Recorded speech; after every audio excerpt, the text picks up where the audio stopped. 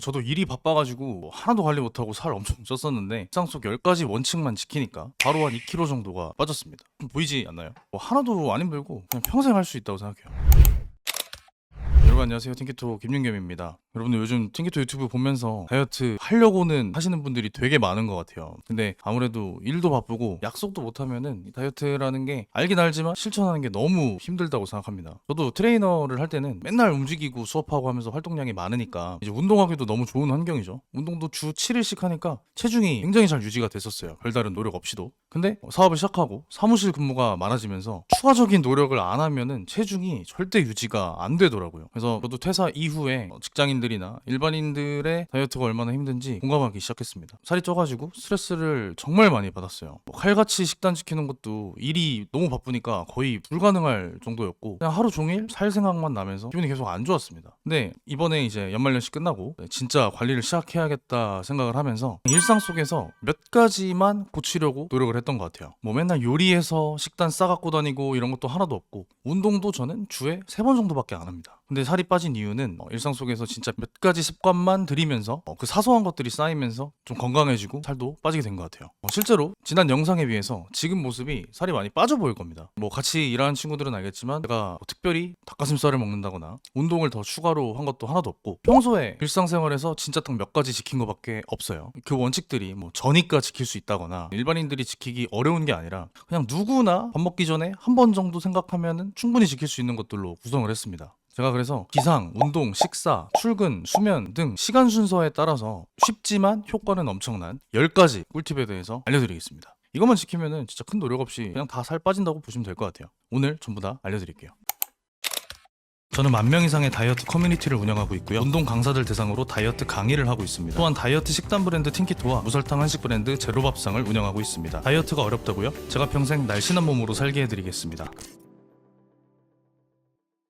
일단 시간 순서에 따라 설명을 해야 되기 때문에 기상부터 설명을 할 겁니다. 근데 기상을 잘 하려면 수면을 잘 해야 돼요. 그래서 저 같은 경우는 관리를 시작하거나 다이어트 해야겠다고 마음을 먹으면 거의 항상 12시 이전에 무조건 잠들기로 결정을 합니다. 잠을 잘 자는 게 거의 다이어트의 절반 이상이라고 생각을 해요. 수면을 못하면은 다음날 아침에 그 배고픔 호르몬인 그렐린이 진짜 미친 듯이 요동치기 시작하고 포만감 호르몬인 렙틴은 거의 안 나온다고 보시면 됩니다. 배는 고픈데 먹어도 배가 안 부른 진짜 다이어트에서 최악인 상황이 되는 거죠. 이렇게 수면을 잘 하는 게 중요한데 그러려면 몇 가지 원칙을 지켜야 돼요. 잠들기 한두 시간 전부터는 웬만하면은 전자기기를 끄시는 게 좋습니다. 이건 또 뒤에서 설명하겠지만 우리가 보는 햇빛에는 여러 가지 종류의 빛이 들어있어요. 그 중에서 청광, 블루라이트라고 하는 빛이 있는데 사람의 눈이 그 청광을 인식하면 지금이 낮이라고 생각을 해버립니다. 그래서 뇌가 각성이 돼버려요. 근데 우리가 보는 형광등이나 전자기기에서 나오는 불빛들에는 이 청광이 굉장히 많이 들어있죠. 그래서 저 같은 경우는 잠들기 한두 시간 전에는 웬만하면 전자기기를 끄고 아예 끄지는 않습니다만 좀 치워두고 대신에 강아지랑 놀고 있습니다. 그리고 형광등도 웬만하면은 꺼두고 주황색 빛이 나는 무드등만 켜고 저녁 시간을 보내고 있어요. 그렇게 하면은 거의 100%의 확률로 깊은 잠에 드는 것 같습니다. 이렇게 해서 최소한 8시간 정도를 자려고 하고 있고요. 뭐 부족할 때는 7시간을 잘 때도 있지만 평소에 8시간 이상을 자면은 7시간을 자도 큰 무리가 없더라고요. 아무튼 이렇게 일어나서 기상을 한 뒤에는 침대에 나와서 창 앞으로 가서 잠시 햇볕을 쐬고요. 창 근처에서 한 5분 동안 명상을 합니다. 명상이라는 게 되게 대단한 것처럼 여겨지는 분위기가 있는데 진짜 아무것도 없어요. 그냥 눈을 감고 지금 내 상태가 어떤지 나를 좀 제3자 입장에서 관찰하는 것이 전부입니다. 그래서 이 시간 동안 지금 내 컨디션이 좋은지도 한번 살펴보고 오늘 기분이 어떤지도 한번 그냥 3자 입장에서 한번 돌아보고 요 정도 시간을 5분 정도 갖고요. 이때 그냥 알파파라는 알파 웨이브즈라는 거를 유튜브에 검색하면 알파파 음성이 나오는데 요거를 틀어두면은 명상이 조금 더 잘 됩니다. 명상을 하고 출근하기 전에는 이제 샤워를 하겠죠. 샤워를 할 때는 이제 남들처럼 똑같이 따뜻한 물로 샤워를 하다가 마지막에 한 1분 정도만 얼음장같이 차가운 물로 샤워를 합니다. 이거를 되게 힘들어 하시는 분도 있는데 한 두세 번만 해보면 금방 적응이 되고 오히려 안 하면은 찌뿌둥한 느낌이 들 거예요. 근데 이 얼음장같이 차가운 물로 샤워를 하는 이유가 뭐냐면 이렇게 갑자기 차가운 물이 몸에 닿으면 우리 뇌에서는 도파민과 노르아드레날린이라는 신경 전달 물질이 갑자기 수치가 높아집니다.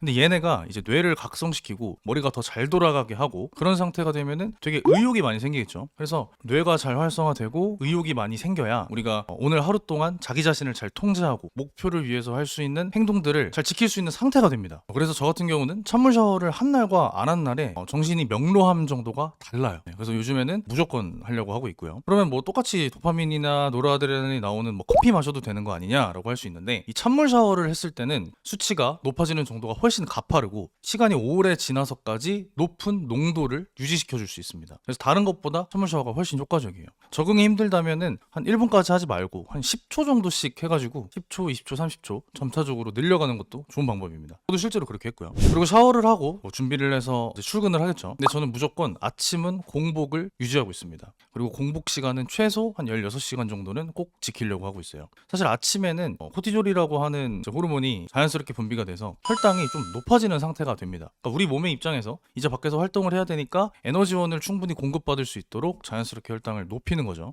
그래서 굳이 밥을 안 먹어도 이미 몸에 에너지가 충분하기 때문에 일상생활 사는데 전혀 무리가 없습니다. 보통 이제 아침에 일어나서 커피를 바로 드시는 분들이 많은데 저는 이건 굉장히 비추천하고 싶어요. 저 같은 경우는 커피는 무조건 기상 후 2시간이 지나고 나서야 먹습니다. 근데 이 이유가 뭐냐면, 이제 우리가 잠에 들려면 뇌 속에서 아데노신이라는 물질들이 많이 나와요. 이 아데노신이 뇌에 좀 쌓이면 그때 수면 욕구가 올라오는데, 기상 직후에는 이 아데노신이 머릿속에 좀 남아있는 상태입니다. 근데 이때 커피를 마셔버리면은 아데노신 때문에 커피가 제대로 작동할 수도 없고, 그래서 각성 효과도 좀 떨어지겠죠. 근데 이 아데노신은 기상 후에 한두 시간 정도 일상생활을 영위하면 자연스럽게 소모가 됩니다. 그래서 그 이후에 커피를 마셔야 훨씬 더 명료한 정신을 유지할 수 있겠죠. 저 같은 경우는 뭐 과도하게 커피를 많이 먹지는 않으려고 하고 있고, 웬만하면 따뜻한 아메리카노로 원샷 정도 연하게 해서 먹는 편입니다. 그리고 이제 3시가 지나서도 커피를 먹으면 밤에 잠들기가 굉장히 어려운 분이 많을 거예요. 이 커피 같은 경우는 반감기가 최소한 6시간 정도 걸리기 때문에 3시에만 먹어도 아까 먹은 커피의 절반 정도가 몸에 남아있게 됩니다. 그래서 웬만하면 커피는 1-2시 정도에 섭취를 마무리하는 게 가장 좋겠죠. 그리고 다이어트 할 때 이제 운동을 메인으로 해서 감량하시는 분이 많은데 저는 그건 비추천합니다. 실제로 저도 주에 3-4번 정도, 운동 총 시간도 40분 정도밖에 안 돼요. 설명하자면 한 웨이트를 30분 정도 하고 유산소는 보통 10분 내외로만 합니다. 근데 애초에 다이어트라는 게 운동을 통해서 대부분을 할 수가 없고, 다이어트의 80% 이상이 수면과 식단으로 이루어집니다. 근데 그럼에도 불구하고 운동을 하는 이유는 몇 가지 이유가 있겠죠. 첫 번째로는 부족한 활동량을 보충하는 겁니다. 현대사회 되면서 대부분 사람들이 앉아만 있다 보니까 활동량이 그 이전에 비해 현저하게 줄었어요. 인간의 뇌는 몸을 움직이기 위해 존재한다고 할 만큼 이 움직임이라는 게 인간한테 굉장히 필수적인데, 사무직이 대부분이 되면서 활동량 자체가 거의 10분의 1로 줄어버렸죠. 그래서 이걸 보충할 수 있는 수단이 출퇴근할 때 걸어다니거나 출퇴근 전후에 운동하는 것밖에는 없습니다. 그래서 이거를 보충해주는 용도로만 저는 운동을 사용하고요. 근육량을 유지하고 혈당을 조절하는 측면에서도 운동이 좋기는 합니다만 이게 메인이 되기는 힘들다고 생각하는 편입니다. 그리고 제가 가장 중요하게 생각하는 운동의 장점은 컨디션이에요. 결국에 사람이 행복하게 살려면 매일매일 컨디션이 좋아야 되고, 그래야 머리도 잘 돌아가고 일도 잘 돼서 자기효능감도 느끼고, 또 컨디션이 좋아야 기분이 좋죠. 결국에 기분이 누가 매일매일 더 많이 좋냐에서 이제 행복이 결정된다고 생각하는데, 이런 측면에서도 주 3, 4회의 운동은 아주 효과적입니다. 근데 이 운동도 무조건 웨이트를 해야 되고 유산소를 해야 되고 이게 아니라 그냥 자기가 좋아하는 걸 하는 게 제일 중요하다고 생각해요. 저 같은 경우도 다른 운동을 좀 해볼까 하면서 테니스도 배워보고 클라이밍도 배워보고 했었는데 결국에 재미가 없으니까 지속 가능하지가 않습니다. 저는 웨이트가 그나마 제일 재밌어서 웨이트를 꾸준히 하는 편이죠. 그러니까 여러분들도 누가 이 운동이 좋더라 저 운동이 좋더라 라는 말에 휘둘릴 필요 없이 그냥 자기가 제일 재밌어서 지속 가능하게 오래 할 수 있는 운동으로 선택하는 걸 추천드립니다. 그리고 운동하는 날은 이제 운동 끝나고 나서 찬물 샤워를 하는 편이에요. 이렇게 해서 출근을 하고 이제 오전 업무를 마치고 첫 끼는 보통 12시에서 1시 정도에 먹습니다. 식사에서 가장 중요한 거는 이 음식도 있지만 자신의 식욕과 포만감을 통제하는 게 제일 중요하다고 생각해요. 그래서 저희 영상에서 진짜 수십 번 얘기했던 다이어트 메타인지를 항상 적용하는 편입니다. 이 다이어트 메타인지에 대해서 다시 한번 설명을 하자면, 메타인지라는 게 내가 지금 이걸 아는지 모르는지를 아는 것이라고 했었죠. 예를 들어서 내가 어떤 개념에 대해 되게 자주 들어가지고 이거 안다 라고 생각을 하지만 실제로 그거에 대해 설명을 하라고 해보면 설명을 못하는 경우가 많습니다. 이런 경우는 실제로는 아는 게 아닌 거죠. 아는 것처럼 느껴지는 것 뿐이죠. 이거를 잘 판단할 수 있는 능력을 이제 메타인지라고 합니다. 근데 이거를 똑같이 다이어트에도 적용할 수 있어요. 식사를 하기 전에 내 배고픔이 0에서 10점 중에 몇 점 정도인지를 스스로 판단해보고, 또 식사 중에는 포만감이 0에서 10점 중에 몇 점 정도인지를 판단하는 겁니다. 이거를 의식적으로 계속하는 연습을 하다 보면 자연스럽게 과식도 방지하게 되고 폭식은 당연히 안 하게 되겠죠. 그래서 저는 먹기 전에 지금 내가 한 10점 만점에 한 8점 이상의 포만감이다 그러면 좀 양을 많이 먹는 편이고요. 한 3-4점밖에 안 된다 그러면 딱히 많이 먹지 않습니다. 포만감도 마찬가지로 먹는 와중에 포만감이 한 8에서 9점 정도 차는 순간 숟가락을 내려놔야겠다는 생각을 해요. 물론 더 먹을 때도 있지만 대부분의 경우 이 원칙을 지키려고 합니다. 특히나 다이어트 할 때는요. 메뉴 같은 경우는 보통 이제 저희가 만드는 띵기토 도시락이나 오프라인에서 하고 있는 무설탕 한식 제로밥상을 먹습니다. 이런 두 가지 메뉴가 아니어도 웬만하면 자연식 위주의 메뉴를 선택하려고 하고요. 어떤 걸 먹든 간에 밥은 반 공기 이하로 먹으려고 합니다. 일상 속에서 좀 쉽게 저탄수 원칙을 지키려고 하는 거죠. 근데 뭐 도시락 같은 경우는 애초에 완전 클린한 재료로 저탄수로 만들었기 때문에 전혀 상관이 없고, 제로밥상은 밥 양을 조절할 수 있어서 저 같은 경우는 저당밥으로 150g 이하로 선택해서 먹는 편이에요. 아니면은 아예 밥을 빼고 키토 옵션을 선택할 때도 있고요. 홍보가 아니라 진짜 제가 편하게 먹으려고 만든 두 가지 제품이기 때문에 유용하게 쓰고 있다고 말씀을 드립니다. 만약에 식사 겸 미팅 자리가 있다고 하면 웬만하면 최대한 채소를 먼저 먹으려고 하고요. 채소도 최대한 많이 먹으려고 합니다. 한식일 경우에는 밑반찬 먼저 좀 많이 먹는 거죠. 그 다음에 뭐 육류나 생선 같은 메인 요리를 먹고 밥은 반 공기 이하로 맨 마지막에 먹습니다. 채소와 고기를 먼저 먹어야 이후에 먹은 탄수화물이 혈당 스파이크를 만들지 않고, 그래야 잉여 혈당들이 체지방으로 쌓일 위험도 많이 적어지겠죠. 평소에도 이렇게 먹는 편이고, 다이어트를 할 때는 그 양을 조금 더 줄이는 편입니다. 식사 후에는 커피를 마실 겸 해서 산책을 나가요. 탄수화물이 포도당으로 분해가 되고 얘네가 혈당이 돼서 혈당이 오르게 됩니다. 그래서 식후 1시간 혈당이 보통 가장 높게 측정이 되죠. 근데 만약에 식사 이후에 산책을 나가면 소화돼서 높아진 혈당을 곧바로 소모해버릴 수가 있게 되고, 더 높아지는 혈당을 애초에 방지할 수가 있겠죠. 뿐만이 아니라 그 식사 이전에 원래 내 몸에 있던 혈당도 소모를 하게 되면서 추가적으로 소화가 되더라도 혈당이 덜 오르게 될 겁니다. 그래서 웬만하면은 밥 먹고 커피 살 겸 밖에 잠깐 나갔다 오는 편이에요. 산책을 뭐 오래 하지도 않고 10분 내로만 하고 있습니다. 이렇게 식사를 하고 이렇게 식사 후에 산책을 하면 웬만하면은 식곤증 같은 게 하나도 없어요. 그리고 일과 중에 피곤한 일도 잘 없습니다. 머리도 굉장히 잘 돌아가서 오후 업무도 무리 없이 진행할 수 있고요. 저 같은 경우는 이제 유튜브 촬영을 보통 3, 4시에 하는데 이 촬영에 에너지가 제일 많이 쓰이기 때문에 이때까지 컨디션을 유지하는 게 가장 중요합니다. 이런 식사법과 이런 산책을 하면은 전혀 무리 없이 촬영을 할 수 있는 거죠. 이제 업무를 보다가 한 7시쯤 되면 퇴근을 합니다. 원래는 일에 집중하느라고 7시 넘어서도 야근할 때가 굉장히 많았는데 요즘에는 좀 건강도 신경 쓰고 다시 다이어트 관리를 하면서 웬만하면 7시에는 퇴근을 하려고 노력하고 있어요. 퇴근하고 집에 와서는 그냥 집에 있는 고기를 좀 구워 먹습니다. 저 최근에 생일이었어가지고 고기 선물을 많이 받아서 냉장고에 고기가 굉장히 많아요. 근데 그날 땡기는 거를 먹는데 종류도 그냥 다양하게 먹습니다. 내 몸의 컨디션이 좀 좋은 편이어서 지방을 더 안 먹어도 되겠다 싶으면 그냥 지방이 좀 적은 앞다리살이나 목살 같은 걸 먹을 수도 있고요. 배가 많이 안 고프면 그냥 닭가슴살 먹을 때도 있습니다. 원래는 닭가슴살을 거의 잘 안 먹었었는데 배고프지 않을 때 사용하기로는 굉장히 좋은 식재료더라고요. 여기서 좀 팁을 드리자면 탄수화물을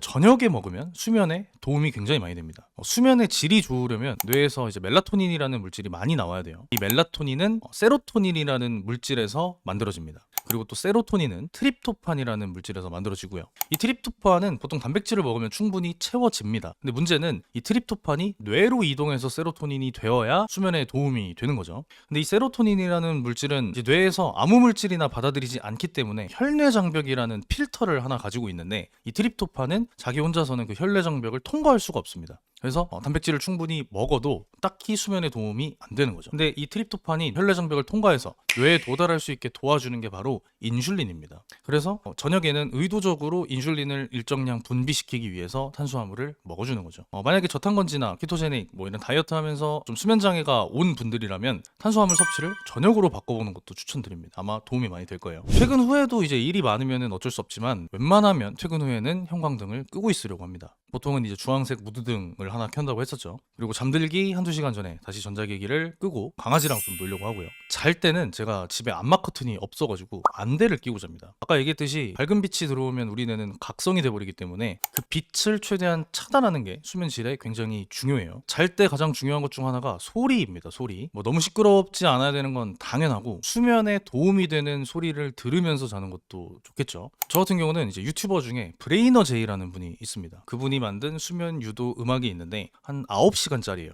그래서 우리가 자는 동안 9시간 내내 수면에 도움을 줄 수 있는 음성으로 구성이 돼 있고요. 조회수도 지금 거의 1600만 가까이 되고 댓글 같은 거 보면은 거의 간증 댓글이 넘쳐나기 때문에 여러분들도 잠이 안 오면 요거 한번 틀어보는 것도 추천드립니다. 저 같은 경우는 이제 블루투스 스피커에 연결해서 틀어놓고 안대를 쓰고 그 다음에 자는 편이에요. 이후부터는 이제 뭐 컨디션이 좋기 위한 조치를 다 해놨기 때문에 다음날 아주 개운하게 기상을 해서 또 똑같은 루틴으로 하루를 반복합니다. 지금까지 얘기를 들었는데 이 중에서 뭐 지키기가 크게 어려운 게 있었나요? 제가 볼 때는 거의 하나도 어려운 게 없고 그냥 행동하기 전에 한 번만 딱 생각하면은 지키기 너무 쉬운 꿀팁들이라고 생각합니다. 다시 한번 정리를 해드릴게요. 자, 1번 다이어트는 일찍 자는 것부터가 시작이다. 2번 일어나서 5분 정도 명상을 하면은 하루 동안 스트레스 저항성이 강해진다. 인간관계 스트레스 있는 분들은 5분 동안 명상해서 정신 맑게 하면은 하루 동안 건강해질 거예요. 자, 3번 아주 차가운 물로 샤워를 한다. 도파민, 노르아드레날린 수치를 높여서 의욕적이고 목표를 성취하고자 하는 의지도 강해진다. 4번 운동은 주에서 3, 4회 내가 좋아하는 거 위주로 한다. 운동의 목적은 살 뺀다기보다는 활동량을 보충하는 거기 때문에 내가 좋아해서 재밌고 오래 할 수 있는 운동을 고르는 게 중요하다. 5번 아침은 거르고 점심에 첫 끼를 먹는다.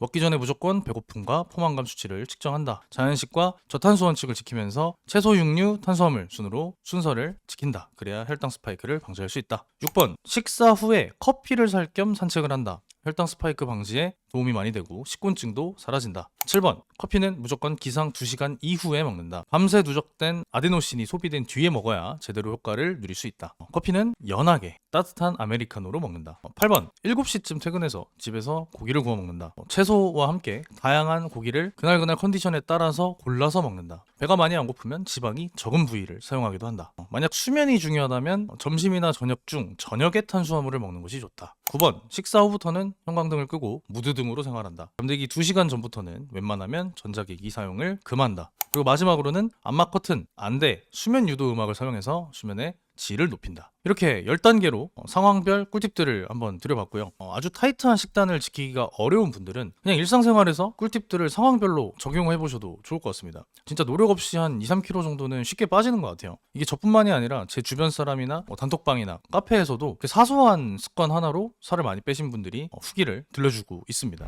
아무튼 영상이 좀 길어졌는데 제가 준비한 영상은 오늘 여기까지고요. 저는 다음 시간에 더 알찬 영상으로 찾아뵙겠습니다. 감사합니다.